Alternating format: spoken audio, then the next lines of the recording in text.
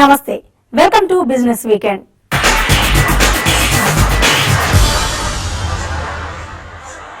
Maritime gateway ఆధ్వర్యంలో విశాఖలో 2 రోజుల పాటు east coast maritime business summit జరిగింది. ఈ సదస్సులో పోర్ట్స్, షిప్పింగ్, లాజిస్టిక్ కంపెనీలకు చెందిన 350 మంది ప్రతినిధులు హాజరయ్యారు. ఈ సందర్భంగా ఆంధ్రప్రదేశ్ లో పోర్ట్స్ అభివృద్ధిపై టీవీ5 ప్రత్యేక చర్చ నిర్వహించింది. ఆ హైలైట్స్ ఇప్పుడు చూద్దాం. ప్రధాని నరేంద్ర మోదీ పదే చెప్తున్న యాక్ట్ ఈస్ట్ పాలసీ.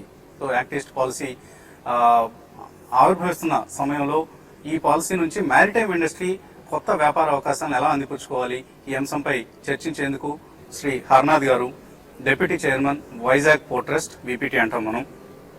అలాగే నాకు రైట్ సైడ్ ఉన్నారు శ్రీ కళ్యాణ రామ గారు, శ్రీ అనిల్ ఎండ్లూరి, సిఇఓ కృష్ణపట్నం పోర్ట్ మనతో ఉన్నారు. ముందుగా కంటైనర్ కార్పొరేషన్ వైపు నుంచి ప్రారంభిస్తాను కళ్యాణ్ గారు. సో కంటైనర్స్ సంబంధించి ఎటువంటి బిజినెస్ డెవలప్మెంట్స్ చోటు చేసుకుంటున్నాయి, కంటైనర్ కార్పొరేషన్ ఈ ఓవరాల్ లాజిస్టిక్స్ ఇండస్ట్రీలో ఎటువంటి రోల్ పోషిస్తుంది? యాక్చువల్ గా ఇండియాలో కంటైనర్ ట్రాన్స్పోర్టేషన్ లో పయనీర్ అంటే కంటైనర్ కార్పొరేషన్. ఈ సెక్టర్ ఓపెన్ అప్ అయింది 2006లో. ఇంకా కొంతమంది దీంట్లో జాయిన్ అయ్యారు. బట్ ఇవాళ రోజున కంటైనర్ కార్పొరేషన్ కి ఓవరాల్ మార్కెట్ లో ఎంత మార్కెట్ షేర్ ఉంటుంది? ఇవాళ రోజున 75% దాకా మార్కెట్ షేర్ ఉంది. ప్రైవేట్ సెక్టర్ క్యాటర్ చేస్తుంది, ప్రైవేట్ సెక్టర్ క్యాటర్ చేస్తున్నారు. యాక్చువల్ గా కంటైనర్ ఎందుకు మనం కంటైనర్ లో తీసుకొస్తాం అనేది కూడా మనం చిన్న దాని గురించి కూడా చెప్పుకోవచ్చు. కార్గో పోర్టుకి వచ్చినప్పుడు కంటైనర్లు అయితే ఒక 27 టన్నుల కార్గో ఒకేసారి దాన్ని హ్యాండిల్ చేసి కింద పెట్టేయచ్చు. అది ఒక 2 నిమిషాల్లో జరుగుతుంది. అదే కార్గోని సపరేట్ గా కంటైనర్ లో కాకుండా తీసుకొస్తే దాన్ని హ్యాండిల్ చేయడానికి 1.5 గంట నుంచి 3 గంటల సమయం పట్టచ్చు. అంత ఈజ్ ఆఫ్ హ్యాండ్లింగ్ దీంట్లో ఉంది. అది చాలా అడ్వాంటేజెస్. సో దాన్ని ఇప్పుడు ఇండియాలో కూడా చాలా మంది అర్థం చేసుకున్నారు. దీనికి చాలా ఫ్యూచర్ ఉంది కంటైనర్స్ కి. సో మనకి ఆంధ్రప్రదేశ్ లో కూడా చాలా కంటైనర్ పోర్ట్లు వస్తాయి. ఆల్రెడీ ఉన్నవి ఇంకా ఎక్స్పాండ్ అవుతున్నాయి. చాలా బిజినెస్ పెరుగుతున్నది ఇక్కడ. సో వైజాగ్ పోర్ట్ ట్రస్ట్ ఎటువంటి ఎక్స్పాన్షన్ ప్లాన్స్ సిద్ధం చేసుకుంటుంది? మోడర్నైజేషన్ ప్లాన్స్ ఇన్ఫాక్ట్ ఎక్స్పాన్షన్ కంటే కూడా మీకు మోడర్నైజేషన్ అత్యవసరం అనిపిస్తుంది. విశాఖపట్నం పోర్ట్ అనేది it's the oldest port and ఈ ఏరియాలో చాలా important port for east Coast కి. ఇది కీ డ్రైవర్. ఇప్పుడు అట్ ప్రెసెంట్ మాకు 93 మిలియన్ టన్స్ హ్యాండిల్ చేసే సామర్థ్యం మా దగ్గర ఉంది. నెక్స్ట్ 3 years లో ఒక 3,000 కోట్లతో మేము దీన్ని ఇంకా అభివృద్ధి చేసి ఎక్స్పాండ్ చేసి 124 million tons by 2017 financial year ending కల్లా 124 మిలియన్ టన్ సామర్థ్యాన్ని తీసుకురాబోతున్నాం. ఎస్పెషల్ గా మనం ఈ కాంపిటీషన్ అనేది చాలా ఇంపార్టెంట్. కాంపిటీషన్ ఉన్నప్పుడే యాక్చువల్ మనం ఆపర్చునిటీని మనం గ్రాప్ చేయగలము. దానిపై ఇది ఛాలెంజ్ బేసికల్ గా. అంటే ఒక కస్టమర్ వైజాగ్ పోర్ట్ ట్రస్ట్ ని ఎందుకు ఎంచుకోవాలి అసలు? వైజాగ్ పోర్ట్ కు అడ్వాంటేజ్ అంటే వైజాగ్ పోర్ట్ లో all types of cargo handle చేయగలం మేము. బేసికల్ టోటల్ కార్గోలో 80% coal, petroleum, iron ore, fertiliser, containers, ఈ 5 కలిపి 80% అయితే కార్గో ఉంటుంది. ఈ ఆల్ టైప్స్ ఆఫ్ కార్గో మేము వైజాగ్ పోర్ట్ హ్యాండిల్ చేయగలం. మా దగ్గర పీపీపీ ఆపరేటర్స్ ఉన్నారండి, 6 పీపీపీ ఆపరేటర్స్. వాళ్ళు వరల్డ్ క్లాస్ లెవెల్లో వీ కెన్ అన్లోడింగ్, హ్యాండ్లింగ్ చేయగలరు. 70,000 turns to 80,000 turns per day. ఒక కేప్ వెసల్ మేము తీసుకుంటే 2.5 days లో మేము అన్లోడ్ చేసి బ్యాక్ పంపిస్తాం. కాబట్టి ఈ కస్టమర్స్ మా పోర్ట్కి వస్తే మెయిన్ అడ్వాంటేజ్ ఏంటంటే వాళ్ళ కాస్ట్ సేవ్ అవుతుంది. మా వెసల్ రిలేటెడ్ ఛార్జెస్ చూసుకుంటే ఈస్ట్ కోస్ట్ మొత్తంలోనే మేము చాలా కాంపిటేటివ్ వెసల్ రిలేటెడ్ ఛార్జ్ ఇస్తున్నాం. అలాగే అనిల్ గారు, ఒక టైంలో ఒక ఇమేజ్ ఉండేది, ఐరన్ ఓరే మీరు దానికోసం అసలు పోర్ట్ పెట్టారన్న భావన కూడా ఉండేది. ఐరన్ ఓర్ ఎక్స్పోర్ట్స్ కోసం కర్ణాటక ప్రాంతం నుంచి, బళ్ళారి ప్రాంతం నుంచి. ఇప్పుడు ఉదురు తగ్గింది, ఐరన్ ఓర్ ఎక్స్పోర్ట్స్ అనేవి అంతగా జరగడం లేదు. సో ఏ కమాడిటీ మీద మీరు ఇప్పుడు డిపెండ్ అవుతున్నారు మీ కార్గో హ్యాండ్లింగ్ కోసం? కృష్ణపట్నం గానీ వేరే ఏ పోర్ట్ అయినా కానీ ఒక కమోడిటీతో డిపెండ్ అయ్యి ముందుకు సాగదండి. ఆ రోజుల్లో ఐరన్ ఓర్ ఎక్స్పోర్ట్స్ బాగా ఉండేవి కాబట్టి, బళ్ళారి ప్రాంతానికి కృష్ణపట్నం దగ్గర ఉంది కాబట్టి ఎక్కువ మంది దానికోసం ఇది పెట్టారనుకున్నారు. పోర్ట్ అనేది ఒక కమోడిటీ కోసం, కొన్నాళ్ళు జరిగే ఎగుమతి దిగుమతి వ్యాపారం కోసం పోర్ట్ పెట్టడం అనేది జరగదు. పోర్ట్ అనేది ఒక 1000 సంవత్సరాలు ఒక రాష్ట్రానికి కానీ దేశానికి కానీ ఒక ప్రధాన ఇన్ఫ్రాస్ట్రక్చర్ అన్నమాట అది. సో అప్పట్లో అది ఉన్నా కూడా తర్వాత డైవర్సిఫై చేసి ఈ రోజు ఇండియా ఇంపోర్ట్ చేస్తున్న ఎక్స్పోర్ట్ చేస్తున్న ప్రతి కార్గో హ్యాండిల్ చేసే సామర్థ్యం కృష్ణపట్నం పోర్ట్ లో ఉంది. ప్రధానంగా ఏ కమాండ్ ఎక్కువగా మీ పోర్ట్ నుంచి ఎక్స్పోర్ట్ ఆర్ ఇంపోర్ట్ జరుగుతుంది? యా, ఇంపోర్ట్ అండి. ఇండియా మొత్తం చూసినా కూడా పిఓఎల్ ఒక పక్కన, కోల్ ఒక పక్కన జరుగుతూ ఉంటది. మన దగ్గర రిఫైనరీ లేదు కాబట్టి మాకు పిఓఎల్ పెద్ద లేదు, కానీ ఇంపోర్ట్స్ వచ్చేవరకు కోల్ జరుగుతూ ఉంది. క్రూడ్ రిఫైనరీ HPCL రిఫైనరీ ఉంది కాబట్టి క్రూడ్ వస్తూ ఉంటుంది. చెన్నై కూడా మన దగ్గర రిఫైనరీ లేదు, బట్ ముందు ఫ్యూచర్ లో రిఫైనరీ వస్తే దానికి హ్యాండిల్ చేయగల సామర్థ్యం కృష్ణపట్నం పోర్ట్ ఉంది. మ్యారిటైమ్ బిజినెస్ లో రకరకాల ఆపర్చునిటీస్, బిజినెస్ ఆపర్చునిటీస్ వస్తున్నాయి. ఈ ఆపర్చునిటీస్ ని అందిపుచ్చుకునేందుకు ఇప్పటికే ఉన్న సంస్థలతో పాటు భవిష్యత్తులో కొత్త సంస్థలు కూడా ఈ రంగంలో అడుగు పెట్టే అవకాశం ఉంది. సో ఈ పోర్ట్లెడ్ డెవలప్మెంట్ అనేది ఒక స్లోగన్ గానే మిగిలిపోతుందా? వచ్చే 4 ఏళ్లలో గుజరాత్ ని, మహారాష్ట్రని మించి ఒక నెంబర్ 1 పోర్ట్ డెస్టినేషన్ గా, నెంబర్ 1 లాజిస్టిక్స్ హబ్ గా ఏపీ నిలబడగలిగే అవకాశం కనిపిస్తుంది. పోర్ట్స్ అనేది ఓకే, మేజర్ పోర్ట్స్ అక్కడక్కడ స్టేట్ గవర్నమెంట్ కానివ్వండి, సెంట్రల్ గవర్నమెంట్ కానీ ఉండాలి. దీంతో పాటు ఎవరైతే ఎక్స్పోర్టర్స్ ఇంపోర్ట్స్ ఉంటారో దాన్ని క్యాప్టివ్ పోర్ట్స్ అంటారు. క్యాప్టివ్ పోర్ట్స్ వెళ్ళిపోయినప్పుడు క్యాప్టివ్ పోర్ట్స్ ఉండే అడ్వాంటేజ్ వేరు ఉంది. ఈ రోజు మీరు శ్రీకాకుళం తీసుకుంటే అక్కడ పవర్ ప్లాంట్స్ 2 వస్తున్నాయి. ఆ 2 పవర్ ప్లాంట్లు పక్క పక్కన కట్టుకుంటే వాళ్ళకి సంబంధించిన కార్గో ఆపరేషన్స్, దాని నుంచి కోల్ షిప్స్ అనుకోండి, వాళ్ళు డైరెక్ట్ గా వాళ్ళు హ్యాండిల్ చేసే అవకాశం ఉంది. సో జిందాల్ గ్రూప్ లాంటి వాళ్ళు, ఎన్సీసీ వాళ్ళు కానీ, ఇప్పుడు అదాని గ్రూప్ ఎవరైనా సరే 2 గారికి చేసుకోగలిగితే మనకి దీనివల్ల అడ్వాంటేజ్ ఏంటంటే ఒక విధంగా ఈ పొల్యూషన్ నార్మ్స్ అనేది లేకుండా, పొల్యూషన్ ప్రాబ్లమ్స్ లేకుండా ఉంటాయి. నెక్స్ట్ ఇదే వెహికల్స్ రోడ్డు మీద కానివ్వండి, ఈ ట్రాఫిక్ మూవ్మెంట్ కూడా తగ్గడానికి అవకాశం ఉంటుంది. మేము కోరుకునేది అంటే ఎప్పుడైతే కనుక క్యాప్టివ్ పోర్ట్స్ డెవలప్ అయితే క్యాప్టివ్ పోర్ట్స్ కి మంచి అవకాశం ఉంది.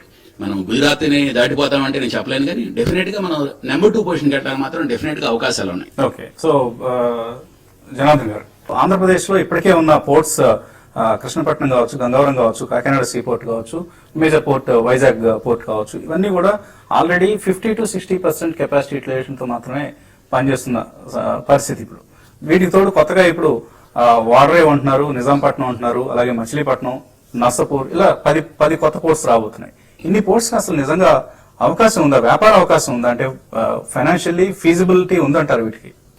మార్కెట్ పొటెన్షియల్ అనేది లేకపోవడం అంటూ లేదు, but that has to come only with the development of the industry. It is a completely cycle sir. శ్రీకాకుళంలో బావన్పాడు ప్రపోజల్ పెట్టారు, అక్కడ 2 పవర్ ప్లాంట్స్ ఉన్న 2 పవర్ ప్లాంట్స్ కూడాను it's not actually it is coming to the live. అది రాకపోతే ఆ Bhavanapadu serve చేసిన hinterland ఎక్కడ ఉన్నదంటే again they have to capture the business from Vizag or maybe Paradip or Haldia. If some new capacities మనం యాడ్ చేస్తున్నాము అని అంటే డెఫినెట్ న్యూ ఇండస్ట్రీస్ అనేది రావాలి. డిమాండ్ పెరగకపోతే సప్లై వచ్చేసి లాభం లేదు.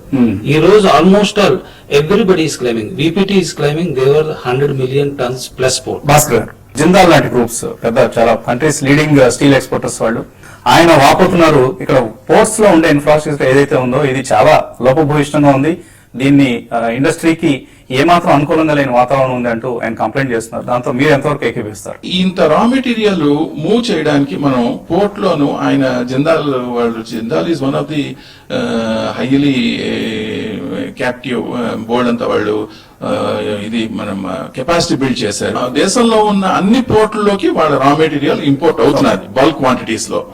వాళ్ళు చెప్పేది ఏంటంటే రా మెటీరియల్ వచ్చేటప్పుడు అందులో లాస్ అయిపోతున్నది. లాస్ అంటే ఒక 4 to 5% మెటీరియల్ 1,00,000 టన్నులు తెచ్చుకుంటే అందులో వాళ్ళకి చేరేసరికల్లా ఒక 5,000 టన్ను తగ్గిపోతున్నది. వచ్చే బడ్జెట్ లో మళ్ళీ ఫ్రైట్ చార్జెస్ పెరిగే అవకాశం స్పష్టంగా పెరగకూడదు. ఫ్రైట్ చార్జెస్ ఏంటంటే రేషనలైజ్ చేయాలి, ఎఫిషియన్సీ పెరగాలి.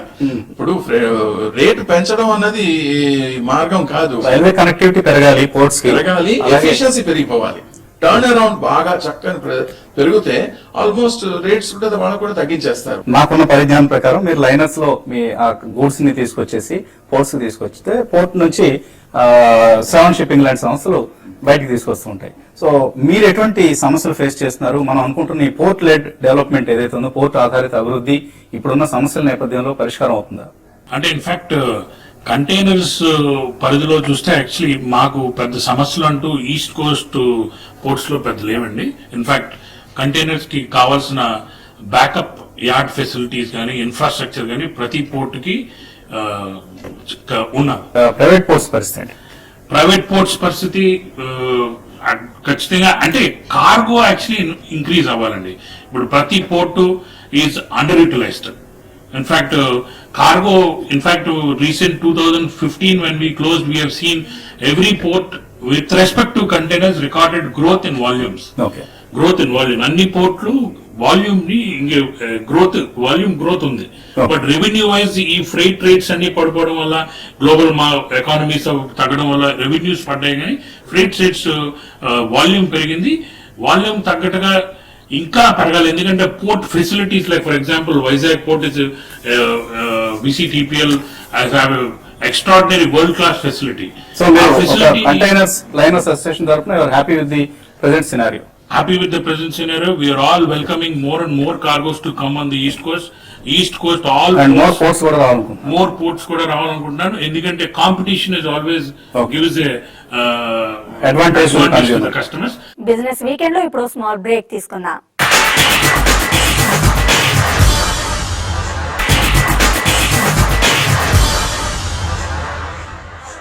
Welcome back to business weekend.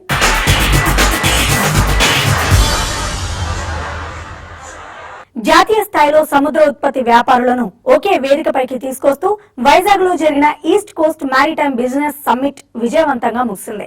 ఈ సమ్మిట్ కు హాజరైన Envision general manager Harikrishna వర్మతో మా business editor Vasanth Kumar face to face ఇప్పుడు చూద్దాం.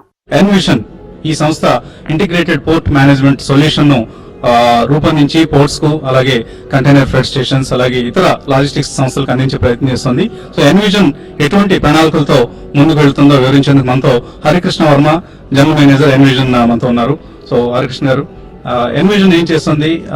ఐపోర్ట్ మేనేజ్మెంట్ అనే ఒక సొల్యూషన్ తో మీరు ఈ రంగంలో అగ్రగామిగా ఎదిగే ప్రయత్నం చేస్తున్నారు. సో ఈ ఐపోర్ట్ మేనేజ్మెంట్ ప్రత్యేకతలు ఏంటి? For the past 10 years, we got into the complete port logistics solutions and the warehousing solutions. Port logistics అనేసరికి port operations మొత్తం అంత ఆటోమేషన్, దాని తర్వాత దాని related CFS, ICDs, PFDs, automation software మొత్తం అంతా మాదే సొల్యూషన్ ఉన్నది. Warehouse, third party logistics, four party logistics, ఈ అన్నిటికీ సొల్యూషన్స్ ఆల్రెడీ ఎగ్జిస్టింగ్ ఉన్నాయి. We also have operations in Dubai, Singapore and US and Canada. మీరు అందించే ఈ సొల్యూషన్స్ కి ఎవరెవరు, ఎటువంటి అగ్రగామి సంస్థలు కస్టమర్స్ గా ఉన్నారు? ప్రస్తుతానికి మాకు గంగవరం పోర్ట్, కరైకల్ పోర్ట్, తర్వాత కృష్ణపట్నం పోర్ట్, JSW 3 పోర్ట్లు మా అప్లికేషన్ యూస్ చేస్తున్నాయి కంప్లీట్ గా. And we are also working with one couple of ports and ICDs which are on the high end. Recently, we are in high-end final discussions with VCTPL. We should be closing their CFS requirement. ఇంకా ఏ ఇతర services లో envision పనిచేస్తాం? So, మేము IBM Maximum Asset Management Product, we are authorized partners for them, and we are leading partners. We do a lot of work with all the metros, major metros which are coming up in various cities, metros in and across Hyderabad and India. దానికి మొత్తం solution మేము ఇస్తున్నాం. అది కాకుండా we also develop custom built applications for various customers. Revenues wise ఎటువంటి revenue opportunity మీ company identify చేసింది ఈ sector కి సంబంధించి? ఈ సెక్టర్ లో మాకు తెలిసి this almost multi-million opportunity within India and abroad అండి. It's huge opportunity out there globally and within the domestic business. That's where we're capitalising on. ఇండియాలో మేము కంప్లీట్ గా మా R&D యూనిట్ ఉంది. కంప్లీట్ వాట్ ఎవర్ ట్రెండ్స్ నడిచేది బట్టి mobile solutions అవనివ్వండి, అదే కస్టమ్ బిల్డ్ సొల్యూషన్స్ అవనివ్వండి, పోర్ట్ రిలేటెడ్ ఏదైనా సరే, our major core area of business is this. We are into logistics, especially we specialize in it. Complete end-to-end logistics business. Logistics రంగానికి సంబంధించిన solutions అందించడంలో ఎన్విజన్ సంస్థ వడివడిగా ముందుకు వెళ్తుంది. మారిటైమ్ ఇండస్ట్రీ ఆఫర్ చేస్తున్న ఈ వ్యాపార అవకాశాన్ని అందిపుచ్చుకునేందుకు ఎన్విజన్ తో పాటు సాఫ్ట్వేర్ సంస్థలు కూడా పరుగులు తీస్తున్న సమయం ఇది. వైజాగ్ నుంచి కెమెరామెన్ అపారావుతో వసంత్, TV5. మీలో చెర్స్ను పేపర్ నుంచి ఎలక్ట్రానిక్ ఫార్మాట్ లోకి తెచ్చేందుకు ఓ స్టార్టప్ పుట్టుకొచ్చింది. భారీగా విస్తరించిన సొడెక్స్ కు పోటీ ఇచ్చేందుకు జెటా అనే ఓ స్టార్టప్ వేగంగా దూసుకొస్తోంది. 40,000 కోట్ల రూపాయలు ఉన్న ఓచర్స్ మార్కెట్ ఇప్పటి వరకు పేపర్లకు, కార్డులకు పరిమితం కావడం వల్ల తమలాంటి సంస్థలకు విస్తృత అవకాశాలు ఉన్నట్లు జెటా చెప్తోంది. కూపన్స్ ఎప్పుడు పడితే అప్పుడు క్యారీ చేయడం ఇబ్బందిగా ఉంటుందని, అందుకే ఆ సమస్యకు పరిష్కారంగా యాప్ ఫార్మాట్ లోకి ఓచర్స్ ని అందిస్తున్నామని జెటా ప్రతినిధులు వెల్లడించారు.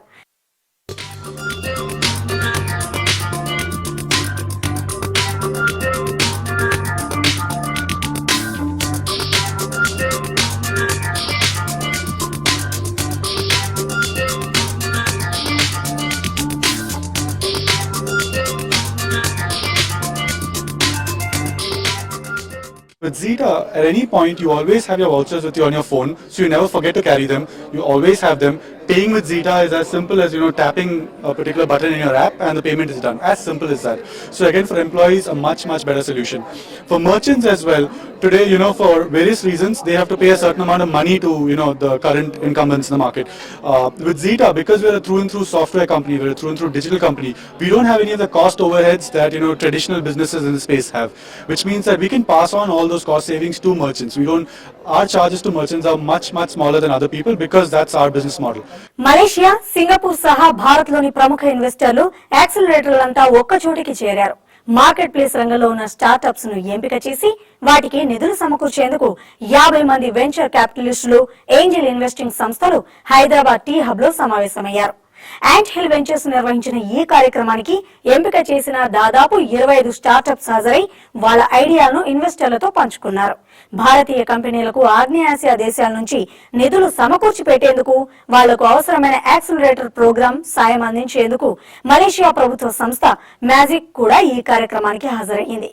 వీళ్లతో పాటు సింగపూర్ కు చెందిన ఫండ్మిల్ సంస్థ కూడా స్టార్టప్స్ ను ఎంపిక చేసేందుకు హైదరాబాద్ వచ్చింది. ఆగ్నేయాసియా దేశాల్లో ఉన్న ఇన్వెస్టర్ కమ్యూనిటీ నుంచి ఎంపిక చేసిన స్టార్టప్స్ కు నిధులు సమకూర్చి పెట్టేందుకు సిద్ధమైంది. Basically, our focus is that మేము ఒక స్టార్టప్స్ లోని గ్రోత్ ఫేజ్ అన్నది చాలా కష్టం. అది ఆ గ్రోత్ ఫేజ్ లోనే చాలా startups are going down basically. So మేము ఏం చేస్తున్నాం అంటే ఇప్పుడు we are watching startups, how they scale their businesses, వాళ్ళు ఎలా గ్రో అవుతారు,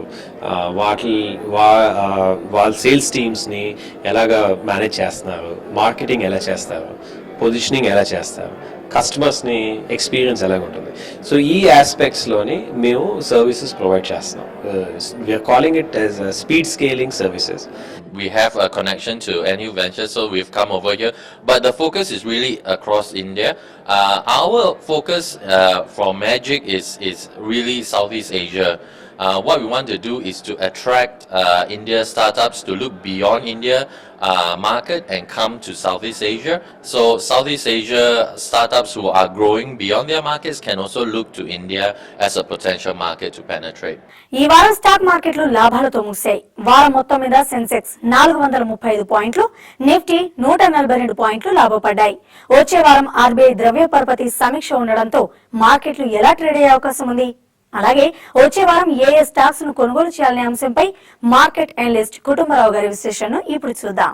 3 వారాల నష్టాల తర్వాత గత వారం మార్కెట్స్ మంచి లాభాలు ఆర్జించగలిగింది. క్లియర్ గా ఫ్రెష్ షార్ట్స్ మాత్రం అన్లెస్ లోస్ 7450 ఆ లెవెల్ అనమాట బ్రీచ్ అయితేనే తిరిగి, ఆర్ 24,400 లెవెల్ అనమాట కిందకి సెన్సెక్స్ వెళ్తేనే కానీ ఫ్రెష్ షార్ట్స్ అటెంప్ట్ చేయమంటాను. అదర్వైజ్ షార్ట్స్ ఇక్కడి నుంచి అటెంప్ట్ చేయడం రిస్కీ అవుతుంది. And every decline buying opportunity కింద తీసుకోమంటాను. ఎందుకంటే యూజువల్లీ బడ్జెట్ ముందనమాట ఆల్రెడీ ఇంత క్రాష్ వచ్చింది కాబట్టి గత 2 క్వార్టర్స్లో ఈవెన్ మైల్డ్లీ పాజిటివ్ బడ్జెట్ ఉన్నా కూడా బై జూన్ అనమాట బిఫోర్ మాన్సూన్ ఎక్స్పెక్టేషన్ స్టార్ట్ అయ్యే లోపల అనమాట ఇండిసెస్ ఒకసారి 8100 to 8200 నిఫ్టీ రీచ్ అయ్యే పాసిబిలిటీని రూల్ అవుట్ చేయలేము. టెక్నికల్స్ బట్ అనమాట కొన్ని stocks buy on declines recommend చేస్తున్నాం. ఆ stocks Apollo Hospitals, M&M, TCS, Lupin, United Phosphorus, Titan Industries, Sun Pharma, PFC, Motherson Sumi. అదే కొన్ని స్టాక్స్ వీక్ ట్రెండ్ చూపిస్తున్నాయి. ఆ స్టాక్స్లో హయ్యర్ లెవెల్స్లో షార్ట్స్ అటెంప్ట్ చేయొచ్చు అనమాట. అందులో బ్యాంక్స్ ఉన్నాయి. ICICI bank, State Bank of India, Bank of Baroda, అదేవిధంగా Just Dial, Jet Airways, Aditya Birla Nuvo, Grasim, ACC, Tata Global. ఇటు స్పెసిఫిక్ స్టాక్స్కి వస్తే కనుక 3 స్టాక్స్ రికమెండ్ చేస్తాను. అందులో ఫస్ట్ స్టాక్ అనమాట ప్రాజ్ ఇండస్ట్రీస్ లిమిటెడ్.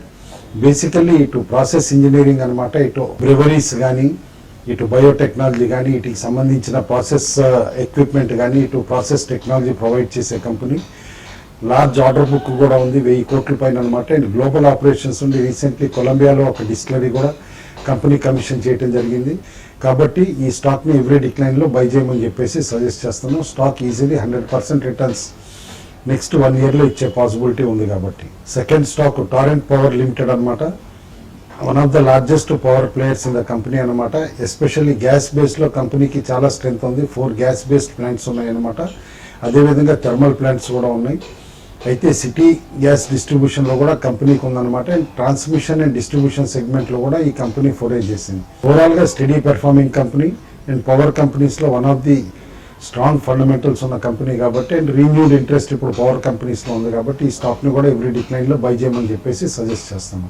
రెండోది కూడా పవర్ కంపెనీనేనమాట. అయితే డైవర్సిఫైడ్ కంపెనీ, అది techno electric and engineering company limited recommend చేస్తున్నాం అనమాట. ఈ కంపెనీ 3 వర్టికల్స్లో పనిచేస్తుంది. ఒకటి వీళ్ళకి పవర్ ఎసెట్స్ కూడా ఉన్నాయి. విండ్ పవర్ దాదాపు అనమాట 270 మెగావాట్ అనమాట పవర్ ఎసెట్స్ ఉన్నాయి ఈ కంపెనీకి. ట్రాన్స్మిషన్ సెగ్మెంట్లో కూడా కల్పతరు పవర్తో పాటు ఎంటర్ అయింది కాబట్టి డైవర్సిఫైడ్ పవర్ ఎక్విప్మెంట్ కంపెనీని అనమాట టెక్నో ఎలక్ట్రిక్ అండ్ ఇంజనీరింగ్ కంపెనీని బై చేయమని చెప్పేసి స్ట్రాంగ్ గా సజెస్ట్ చేస్తున్నాం. ఇది ఈ వారం బిజినెస్ వీకెండ్ విశేషాలు. వచ్చే వారం మరిన్ని బిజినెస్ వార్తలతో మళ్ళీ కలుద్దాం. చూస్తూనే ఉండండి వాస్తవాల ప్రతిరూపం TV5.